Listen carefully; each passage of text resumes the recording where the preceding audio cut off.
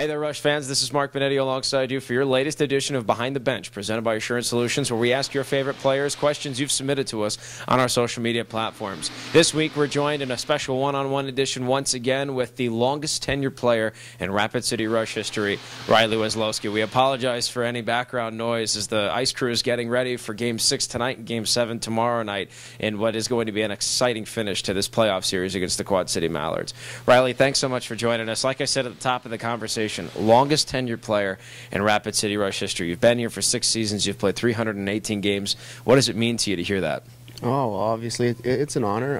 It's not what I had drawn up when I first came to the Black Hills. You know, I probably planned on coming here and playing about a half a season, and you know, and then maybe concluding my hockey career, and ended up, you know, obviously we won the championship that year, and I kind of fell in love with the Black Hills and decided that this is something I really want to make a run at, and I've been very fortunate to be able to stay here as long as I have, and you know, we've had some great teams, had some great players come through here, and I've, you know, thoroughly enjoyed my time here in the Black Hills.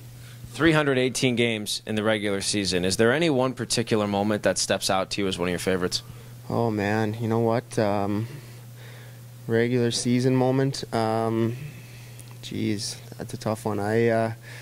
You know, I don't know if there's any particular moment I would say that stands out in regular season. I mean, any year where we've, you know, clinched playoffs, which we've been fortunate enough to do all throughout the years. The thing with regular season is there's so many highs, there's so many lows, and you know, you try and ride the highs as much as you can and not get too high, and then when the lows happen, you know, obviously you try and get rid of them, and you know, 318 games, it definitely hasn't been without its share of lows, because there's been some tough times for sure, absolutely, individually and also as a team, and you know, I feel like you come out the other end of those a lot stronger. You learn how to deal with those moments, and you learn how to deal with those times, and you know, hopefully, you know, put your head down and you go back to work and come out the other end a stronger hockey player and a better person because of it. We'll take a quick commercial break, folks. We'll be back with your second half of Behind the Bench after a word from our sponsor.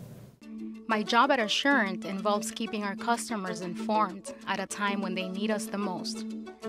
I care about doing a good job for my company, but mostly I care about the people I serve. I found the same spirit of caring in a lot of my coworkers at Assurant. In the communities where we operate, we get involved with outreach groups and local charities. The same teams that are so good at helping our customers are also hard at work helping out in our neighborhoods. I think if I had to tell somebody one thing about Assurant, I'd say we care.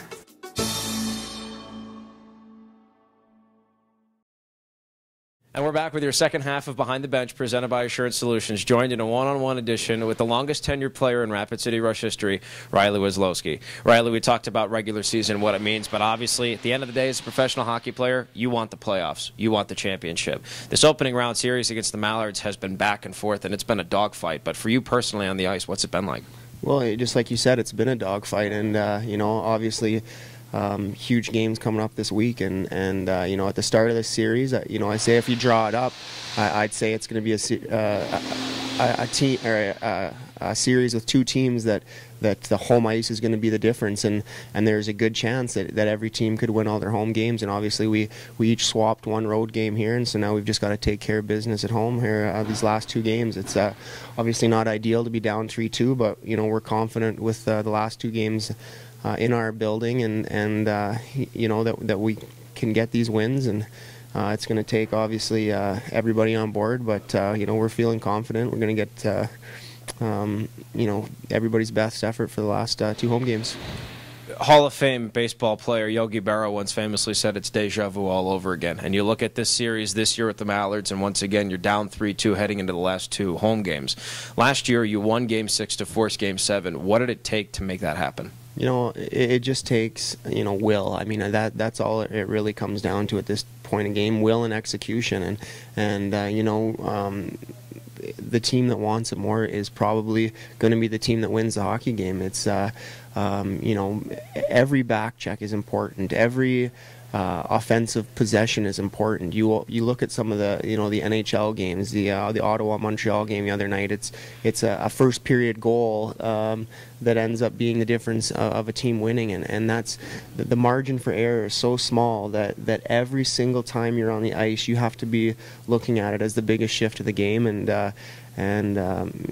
if you can do that and play a full 60 minutes with that kind of effort, that kind of focus, and that kind of dedication, then again, there's going to be a good chance that you're going to win the game. But it just takes a couple of minor slip-ups, a missed assignment here, a missed back check, something very small that could be the difference between winning and losing. And so you've got to have your focus, you've got to have everything dialed in, and then you've got to let your instincts take over. You can't be gripping the stick too tight. You go out there and you got to just play and lay it all on the ice, leave it all out there. And if you do that, then you're going to give yourself a pretty good opportunity to come out on the right end of the scoreboard.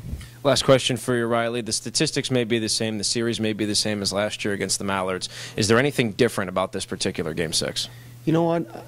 Last year was a lot the same. I mean, we matched up very well with them, and we're both very even teams. And I don't like to compare the two because it's completely different. It's different seasons. It's different players. It just happens that it's against the same team this year. I mean, we've got a great makeup of our hockey team. They're playing very good defense right now. It's hard to score goals on them. You take away the game one and you take away the overtime goal that we scored, and we've scored 4 goals in the last 4 games, and you're just not going to win a ton of hockey games like that. So we've got to find ways to score goals. We've got to get to the dirty areas. We've got to have guys crash in the net, banging in rebounds, and it's going to be ugly goals. And I feel like if we can just get that dam to break, and find ways to get over that hump and get those first few goals, then things will start to open up a little bit for us and come a little bit easier, because obviously guys are gripping it pretty tight right now, and we're not having that natural goal scoring that we've maybe sometimes had during the regular season. Well, thanks so much for your time, Riley. Best of luck